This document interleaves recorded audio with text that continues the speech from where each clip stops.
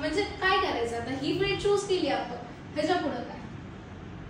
मला टीचिंग मध्ये जास्त इंटरेस्ट आहे, टीच करण्यामध्ये, ऑर्डर्स अँड टीचिंग. ओके, पहिले ऑर्डर्स कर, ॲज अ गायडन्स म्हणून सांगते. ऑर्डर्स कर, मार्केट अनालिसिस कर की मार्केटला तुझ्याकडून काय अपेक्षा आहे. सी, प्रत्येकाला आता असं झाले ही फील्ड अशी की खूप साऱ्या मेकअप आर्टिस्ट झाल्या, त्यामुळं मार्केटला कुठल्या मेकअप आर्टिस्टकडून काय अपेक्षा आहेत हे जेव्हा कळतं ना, तेव्हा प्रत्येक मेकअप आर्टिस्टसाठी हे बनवून जातं, ओके मला याच लाईनला जायचं, मला याच आणि मला याच लाईनला जायचं. जर तू तिन्ही लाईनमध्ये मिक्सर करायला गेली, मार्केट नाही एक्सेप्ट करणार तुला. तू तुझ्या लाईनला कम्प्लीट फोकसमध्ये गेली, मार्केट तुला एक्सेप्ट करेल. म्हणून मार्केट अनालिसिस कंपल्सरी करा, ठीक आहे. आणि नंतर तुम्ही टीचिंग पार्टमध्ये घ्या, जसं मी केलं.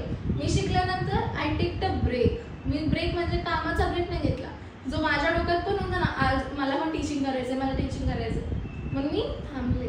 मी विचार केला नाही, पहिले मार्केटला माझ्याकडून काय हवं आहे हा मी विचार केला की नाही, मार्केटची जाणकारी घ्यायची मला. मी पूर्ण मार्केट अनालिसिस केलं, 200-300 नियरेस्ट टू 250च्या ऑर्डर्स केल्या मी प्रत्येक क्लायंटमध्ये. मग त्या क्लायंट थ्रू मला कळालं की क्लायंटला माझ्याकडून काय अपेक्षा आहे.